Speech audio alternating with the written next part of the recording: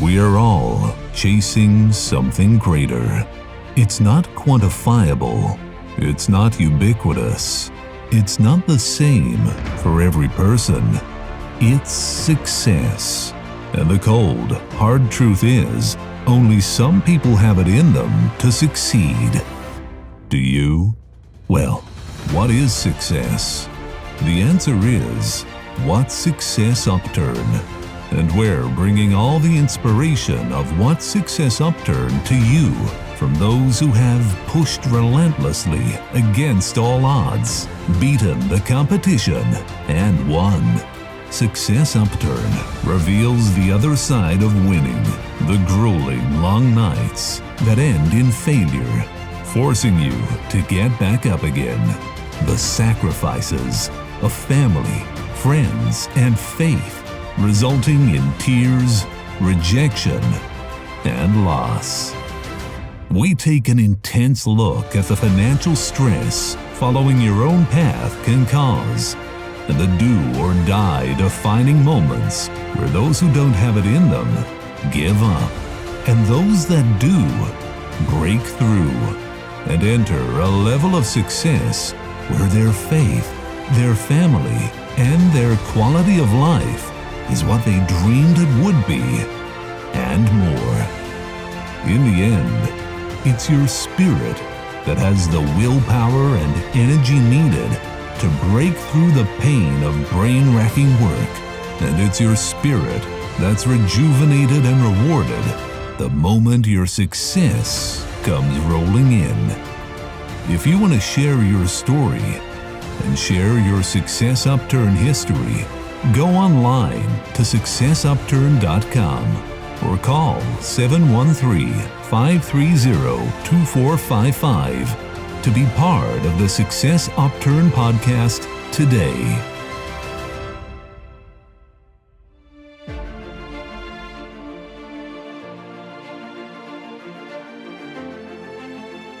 Good afternoon, everybody. Here today. Welcome to Success Upturn. Alfonso Parodi, and today we have as a special guest Mr. John Isom, Chief Economic Development for the City of Waller.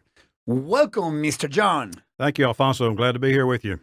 Absolutely. Actually, the pleasure is ours. You know, the City of Waller is now hot as fire.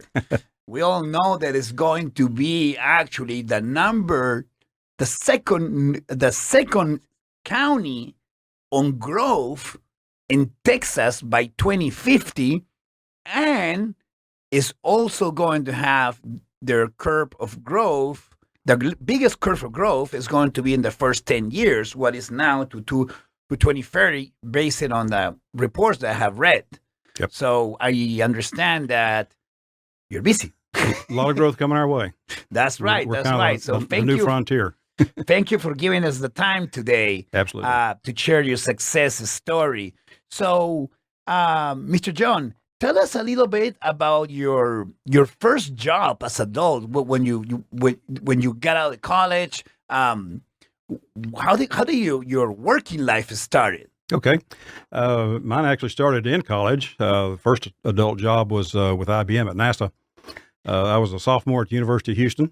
You working in software? I was a sophomore. Sophomore.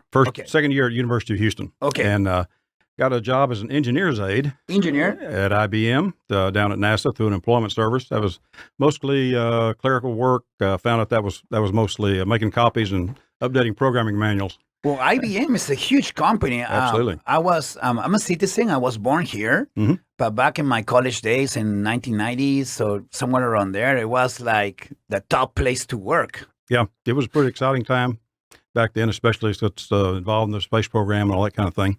Yeah, absolutely. Tell us more about it. Yeah, well, I was helped coordinate updates to the Apollo mission control ground support software. You mean the first man in the moon? Yeah, the moon mission. I started right at the end of Gemini and then got into the first part of Apollo. Are you serious? Yes, I was there. I'm that old.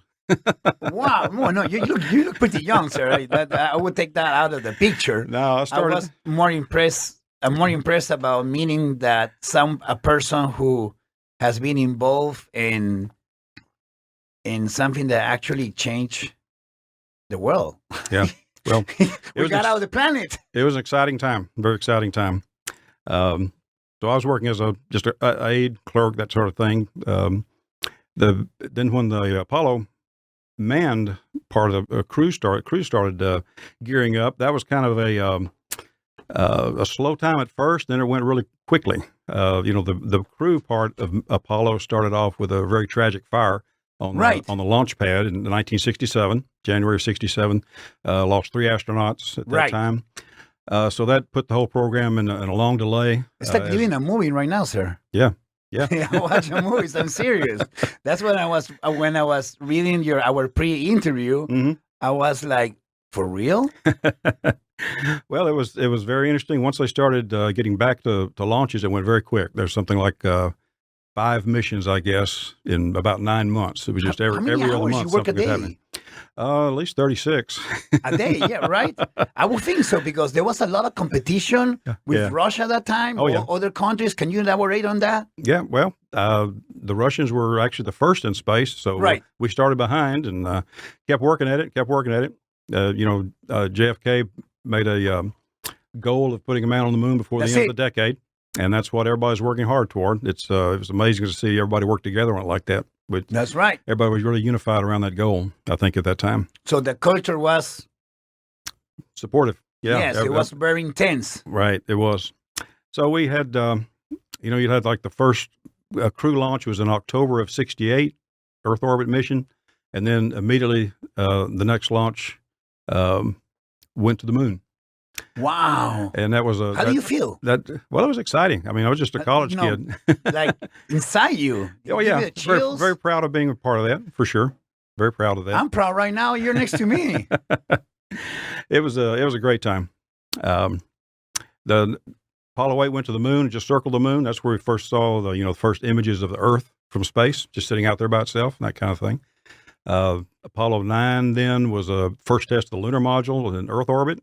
Undocking, rendezvousing, and prove that they could rendezvous like that. And then Apollo 10 went right back to the moon and did everything but a landing mission. And then Apollo 11 in July of 1969 was the first landing, of course. I always have a say, a thought, a phrase. English is my second language. Everybody knows that. If you can see the invisible, you can do the impossible. Mm-hmm. And that's kind of like putting somebody in the moon, right? Yeah. Like everybody, it's like nobody believes you. It's an impossible goal, it seems like. But once the goal was set, everybody was working toward that same goal. Will you agree that's a mindset? Yeah. And everything starts in your mind, and the enemy is always between your ears. Yeah. Yeah. And then you just have to cut it up into bite-sized pieces and keep working the problem till you get it done. It was an amazing engineering project.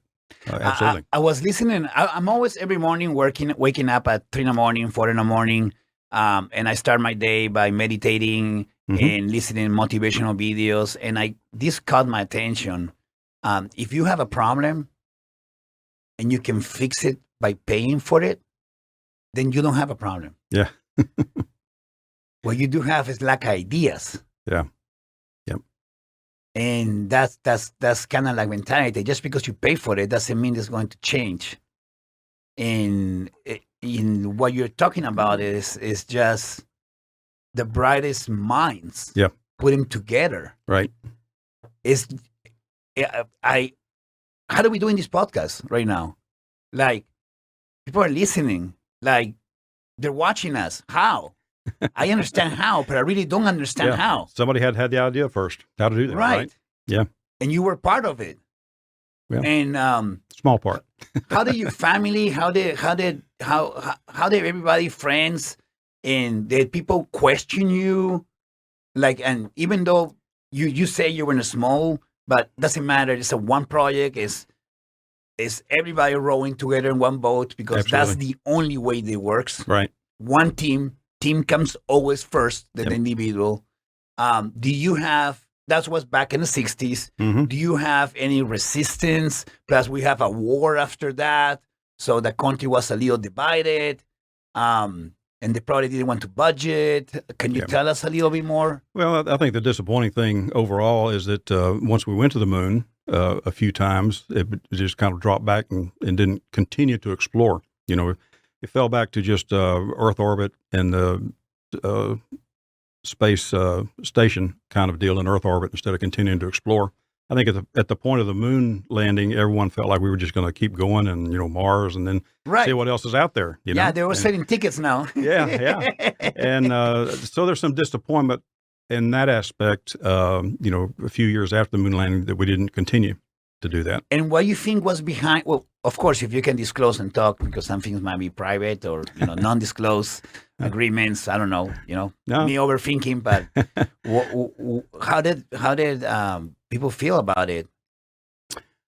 A lot of people were disappointed. Other people, you mentioned budgets. Other people felt like, it was spending too much money on other things instead of on people's needs on Earth, that kind of thing. So that's where the dichotomy was, and the discussion about budgeting and all that. So that's one reason. Well, we have a war in the middle of that. And a war too. Yeah. Right. Right. So we were fighting socialism. Yeah. And it's funny, just a thought. Leave it there. It was a pretty chaotic times. Right. At sometimes points in there. Yeah. Wow. My wife and I were married in 1968, and in the middle of all these riots and things like that, and we just said, well, what the heck? It's a good time to get married anyway. That's right. That's right. So you have been married like 50 years? 52 now. Yeah, 52. Yeah, because that's when my older brother was born. Okay. He's also a veteran too. So thanks for his service as well. If you're Yes, listening, Eddie. And that's in the 1960s. So tell us more about, you went to school. What did you graduate on? I graduated a business degree from U of H, but I went right straight into full-time work. You're full Houstonian. I'm sorry? Are you a full Houstonian, born, raised, created? Yeah, Houston clone area. it, make it. Houston area. Houston area. Yeah. Well, I mean, seldom Texan. lived in the city of Houston, but I've lived all around Texas. it. You're Right. a Texan. Texas, Baytown, Pasadena, Right. all those areas. Yeah. Wow. Yeah. And now you're on the opposite side. I did. Yeah. We'll talk about it a little bit later, what it takes you over there. Yeah. And I understand that you also were drafted. Yeah, right. Pretty soon after the Apollo program, I graduated, and that puts you eligible for the draft at that point. And at that time, they did a draft lottery to discern, Right. decide who was going to be drafted. Well, so your birthday would be given a number from 1 to 365. Yep. And I was number 13. Wow. So seemed appropriate at the time. But I did get drafted in the Army, but because I had already been working with IBM at NASA and had programming experience, I was able to just go to basic training camp at Fort Polk, and then immediately went to the Pentagon, to an Army computer agency, and was able to work there the rest of my enlistment. Well, I would say, like, you're just not just went over there. It's like why a baseball player is worth 20 million and the other one is worth 10 million and the other one is worth 40 million is your value. And I think that they find where you were more valuable for your country, and they put you in the right place for the efforts that you have done, investing 36 hours a day. That's how I see it. Yeah, that's how I see it. Well, that's the way every organization should be. I think, is to put people in the best place using their background and abilities, and make all those units function together, work together. Amen. That's what we just have to keep believing and working together on that. And I totally agree on that.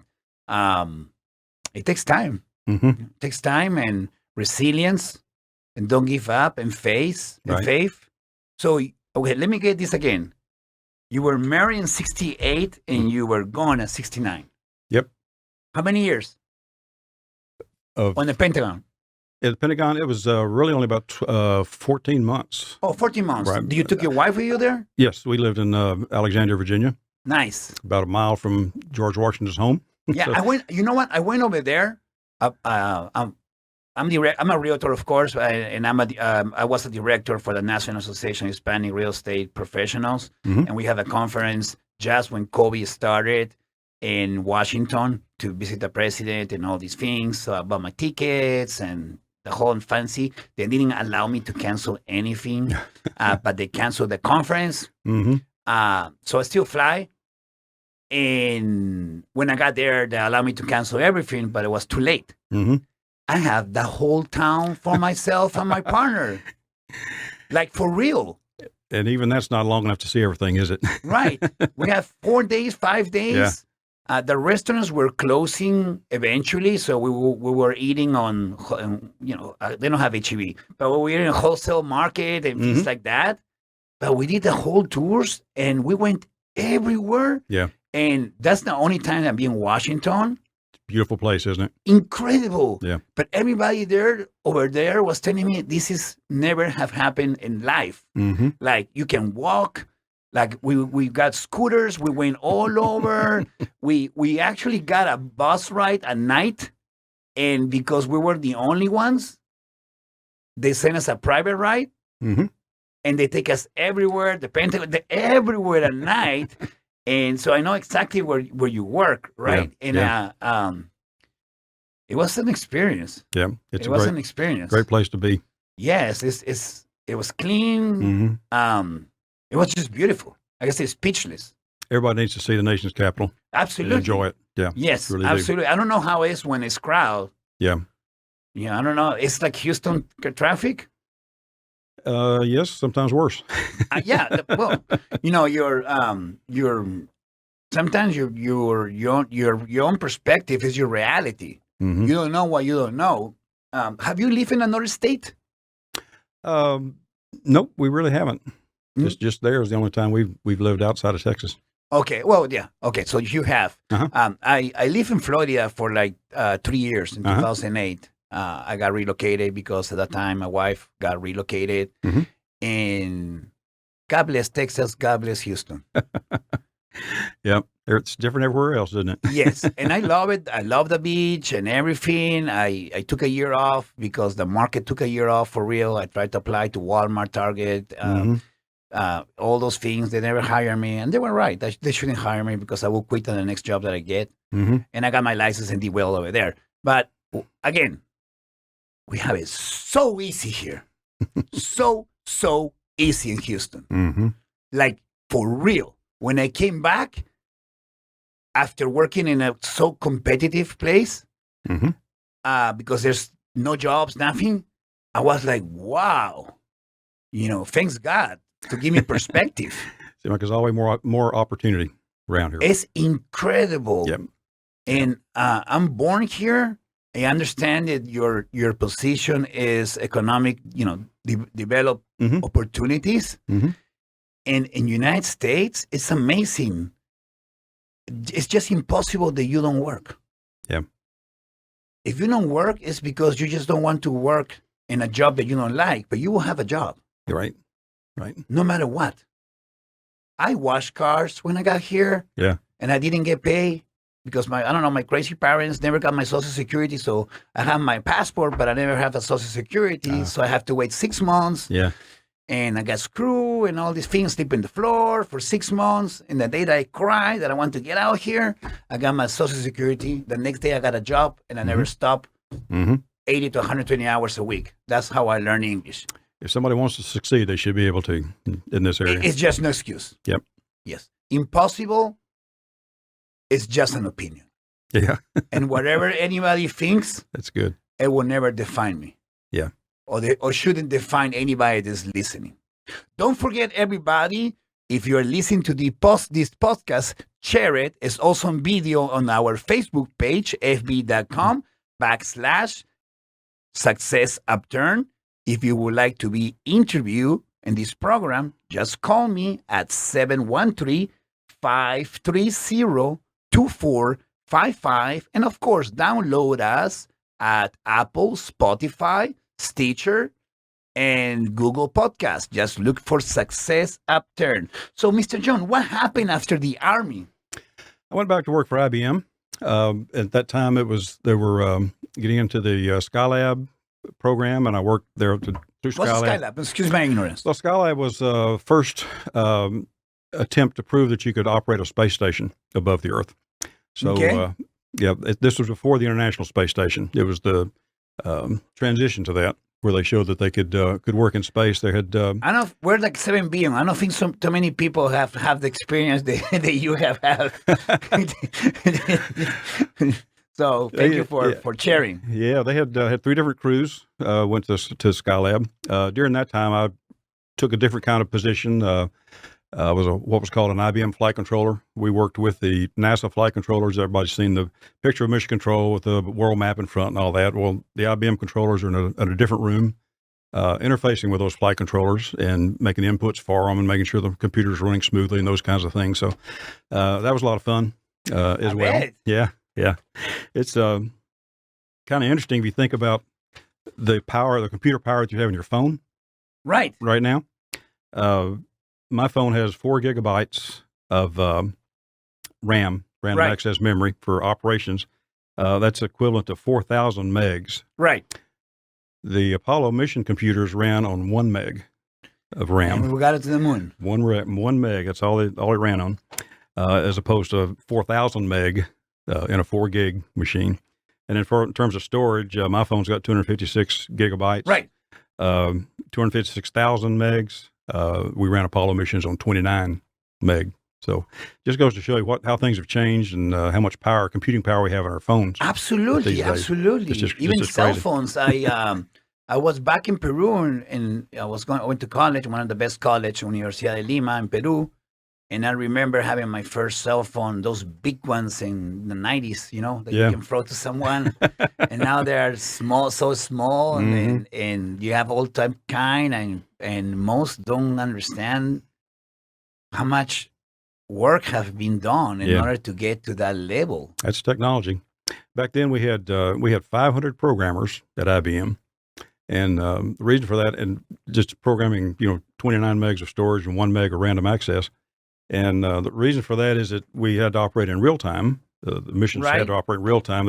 They would get trajectory data and spacecraft data from a radar site in Australia, say, and that has to be accessed, sent to Houston, processed by the computers, displayed to the flight controllers, and oftentimes information is sent back to a radar site in 1 second. So that's why they call it operating in real time. Didn't have to wait on anything like that. So that's why even in 1 meg of operating memory, they were able to do that with that Wow. programming power behind it.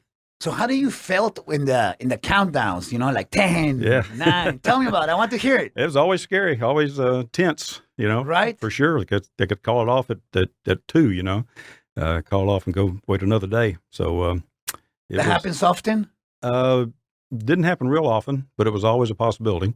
I always remember the Challenger. I don't know if I'm pronouncing it right. Right. Some of our listeners might be too young to know that. That was in 1986, right? Somewhere on there? Yes, I think so. Yeah. right. That was why I actually watched it live. Mm-hmm.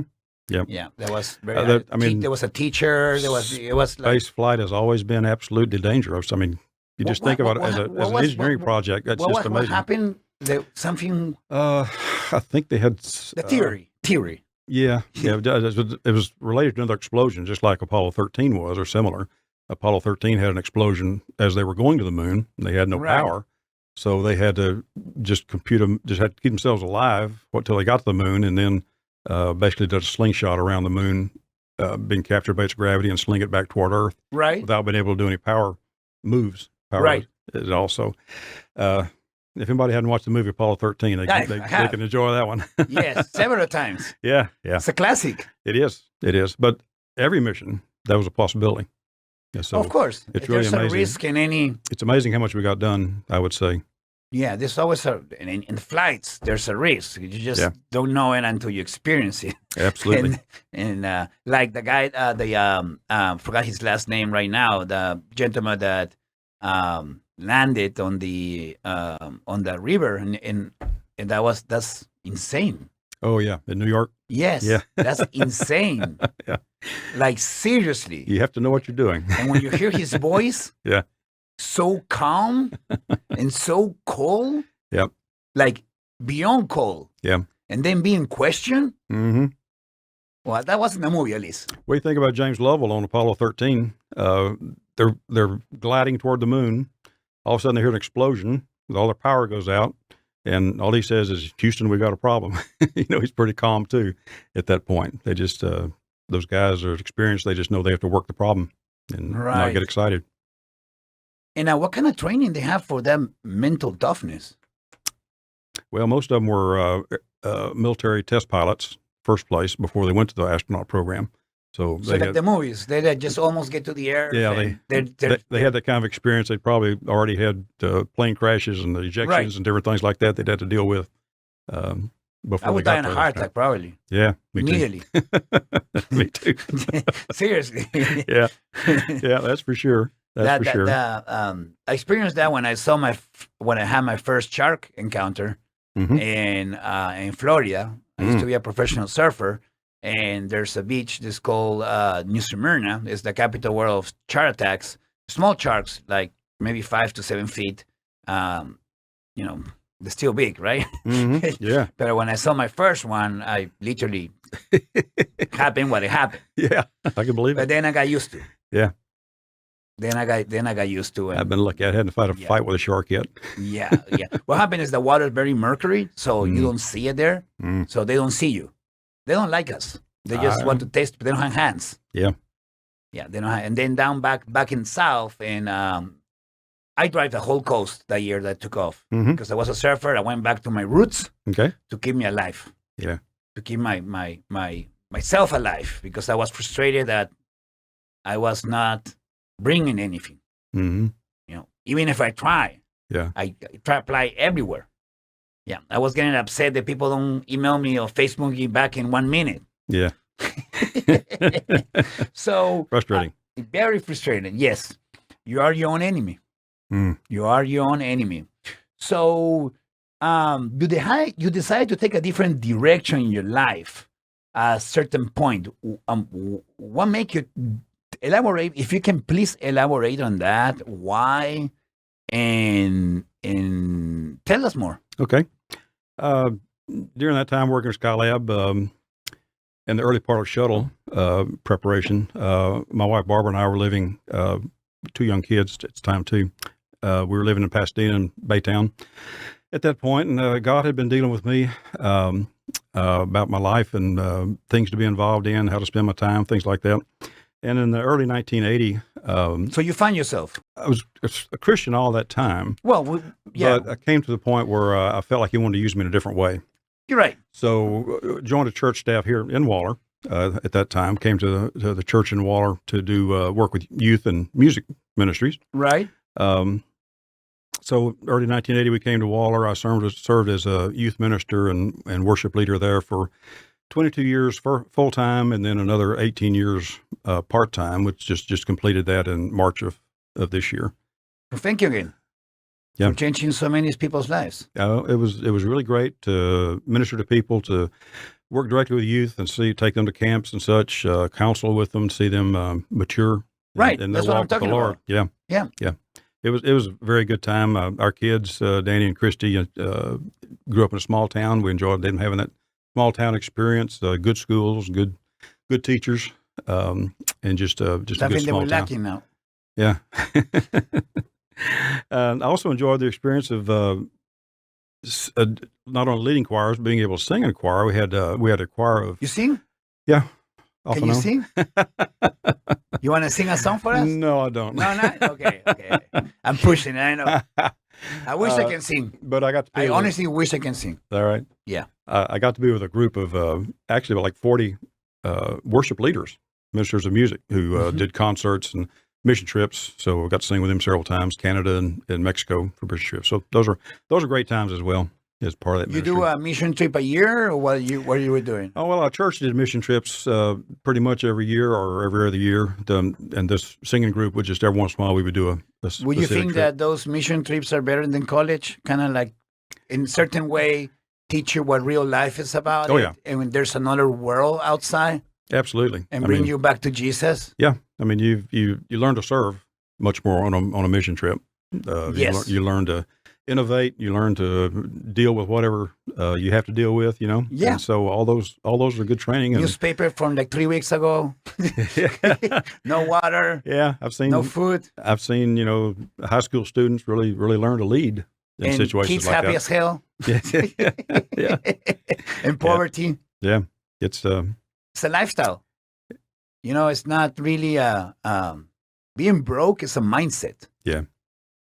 You can be, yeah, poverty is a lifestyle, and you can be completely happy. Money doesn't buy happiness. no, not at all. Not at all. It's your experiences and the people you're with, your relationships. That's right. You share happiness. That's a self job. Yeah. Everybody needs to make themselves happy. And the reason why I ask you about the mission trips, back in my youth, when I was in my teenagers and to my 20s, I mentioned I was a professional surfer, and I traveled a lot, probably in like 20 countries already when I was 19. Nice. And definitely, there's a world out there. Yeah. I didn't travel fancy. I just backpacker, and it is what it is. That's great exposure. My budget was $1 a day and survive. Eat what is moving. Yeah. That's a great experience. Everybody ought to have something like that. Yeah. When my kids get older, I definitely will send them that way to experience and serve, because that's the best school ever they can get. Other than that, I'm not talking about academics and all things. I have a different opinion a little bit about schools. I think that everybody, I don't impose anybody opinions. I respect everybody's opinions. Just don't impose me yours. I think we can do as a nation a better job teaching our kids about deal with life, because when you get out of school, life won't rate you 1 to 100 or A to F. It would rate you withdrawal or victory, depression, or success, and how they overcome. And if you're so used to get hundreds, the first problem that happens, you might even kill yourself. Don't know how to deal with it. Exactly. Yeah. Not only that, you also don't know how to deal with money. You also don't know how to be self-reliable, be a self-employee or a small business owner.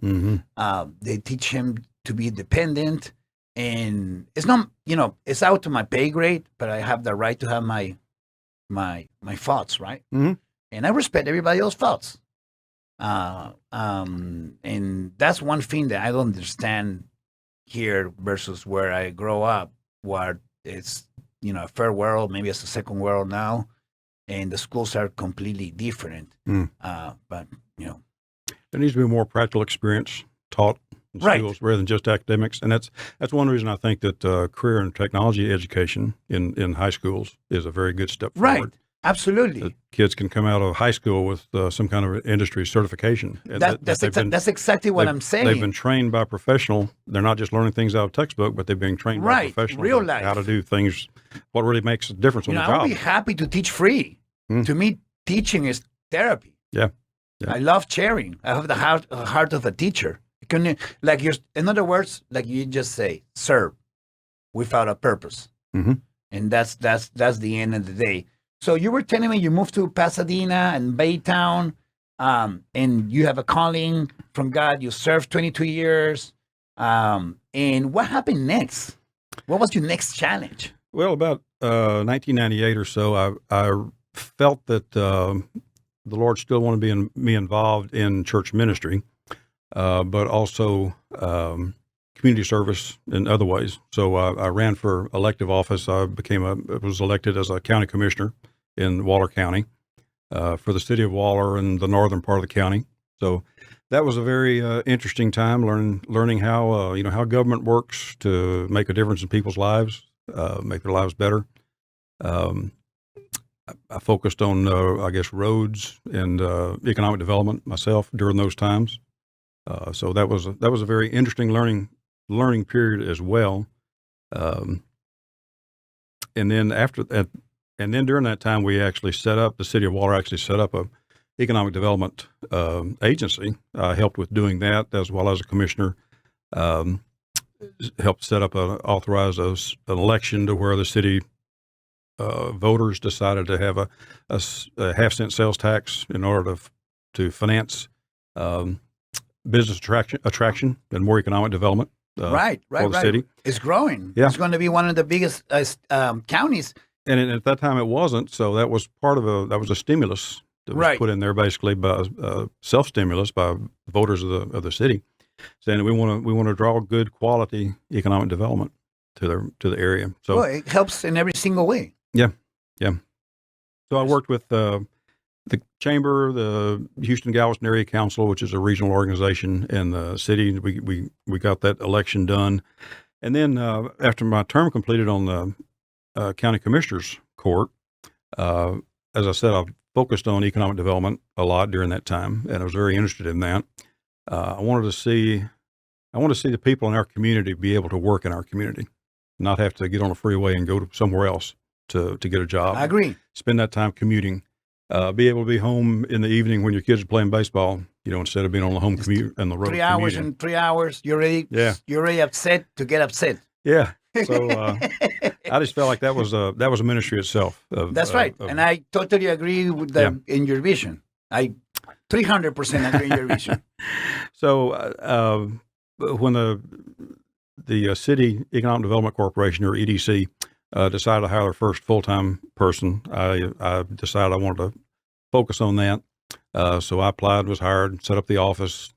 First few years, it was mainly a lot of just attending conferences and area conferences and letting people know that Waller was out there and interested in growing, wanted to be pro-business. Well, they are building a huge freeway right now in Amazon. And which other companies already moved there? That on I-10, yes. Right. Along I-10. And then 290 has been upgraded quite a bit the last few years. Right. So all that, transportation is a central key to economic development. So that's made a big difference. Yeah, you have water is from I-10 all the way to almost 249. Yeah. As a city, no, it's a city. I'm sorry, it's a county. Yeah.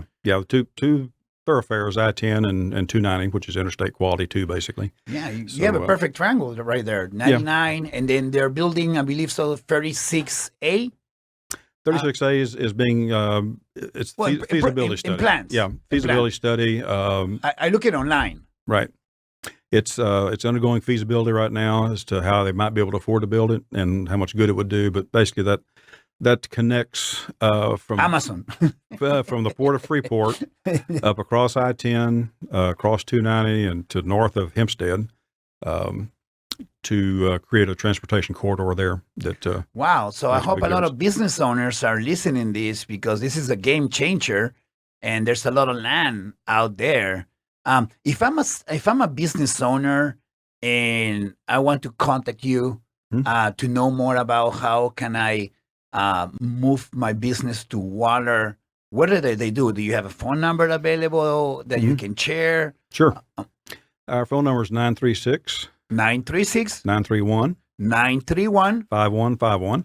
5151. One more time, please. 936-931-5151. And that will go directly to you? Right.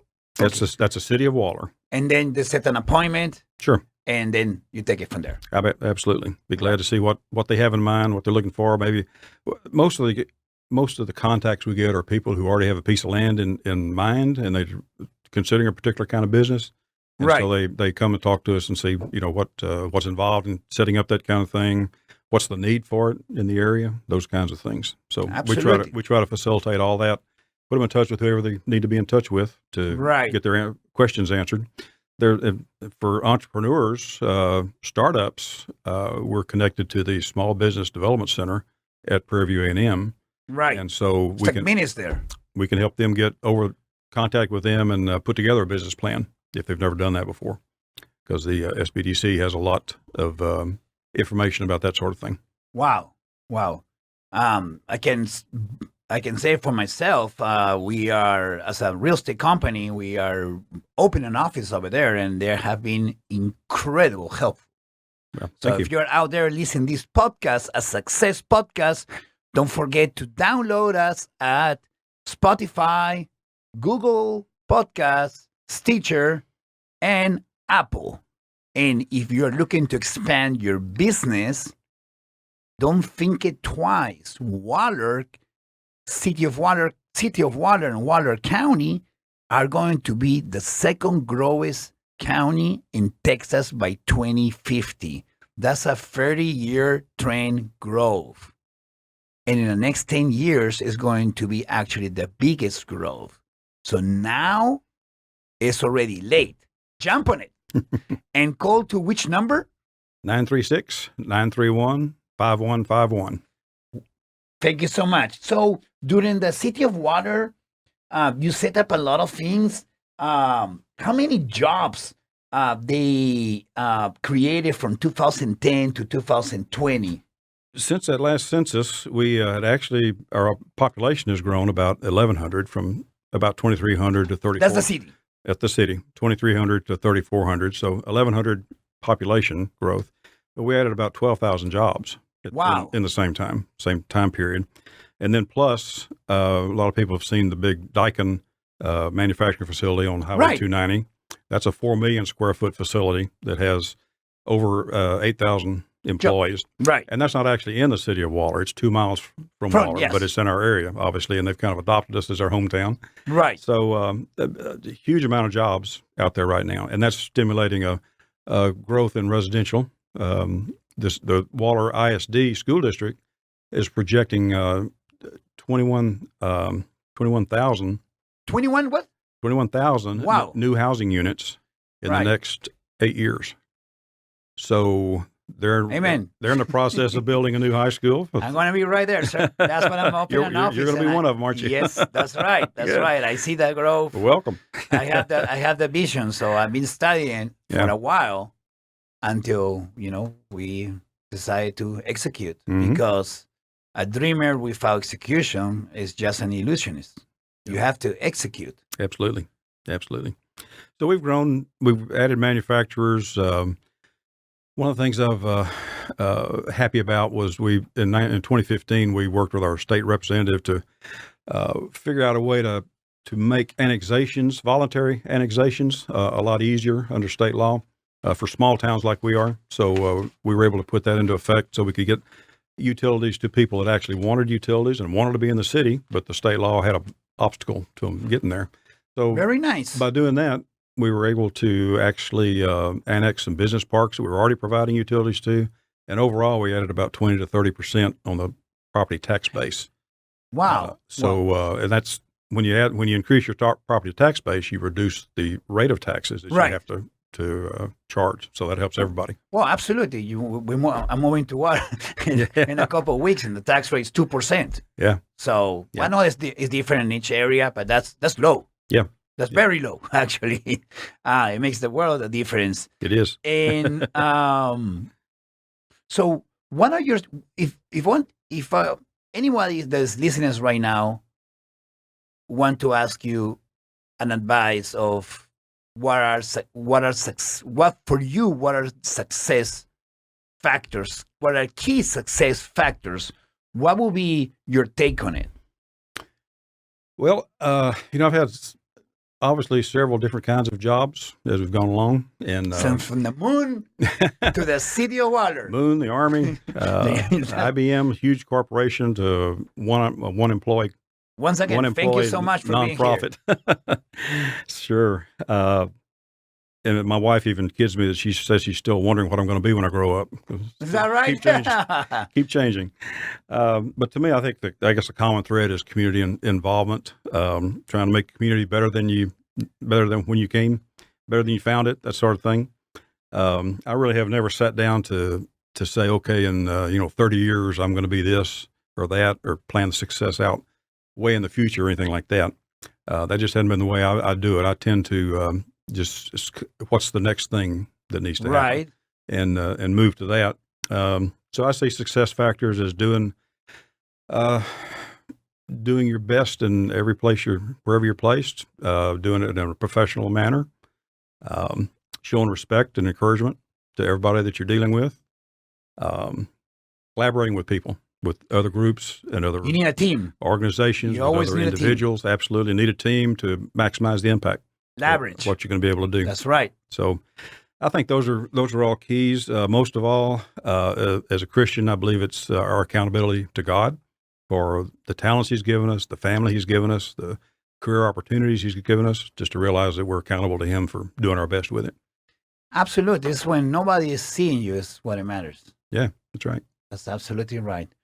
Well, Mr. John, we want to say once again, it's been a pleasure to having you in Success Upturned. I know you are incredibly busy developing the upcoming top city in the area, City of Water. And if you are a business owner, do not think it twice. Call Mr. John at 936-931-5151. And thank you so much for everybody that's listening today. Please share this video because we're also video recording it in our YouTube channel and all the social media sites. And of course, download our Success Upturn podcast at Apple, Spotify, Google Podcasts, and Stitcher. Thank you very much. And once again, if you are ready to share your success story, don't think it twice. Call me directly to my cell phone, 713-530-2455. We'll see you soon. We are all chasing something greater. It's not quantifiable. It's not ubiquitous. It's not the same for every person. It's success. And the cold, hard truth is, only some people have it in them to succeed. Do you? Well, what is success? The answer is, What's Success Upturn? And we're bringing all the inspiration of What's Success Upturn to you from those who have pushed relentlessly against all odds, beaten the competition, and won. Success Upturn reveals the other side of winning, the grueling long nights that end in failure, forcing you to get back up again. The sacrifices of family, friends, and faith, resulting in tears, rejection, and loss. We take an intense look at the financial stress following your own path can cause, and the do-or-die defining moments where those who don't have it in them give up, and those that do break through and enter a level of success where their faith, their family, and their quality of life is what they dreamed it would be, and more. In the end, it's your spirit that has the willpower and energy needed to break through the pain of brain-racking work, and it's your spirit that's rejuvenated and rewarded the moment your success comes rolling in. If you want to share your story and share your Success Upturn history, go online to successupturn.com or call 713-530-2455 to be part of the Success Upturn podcast today.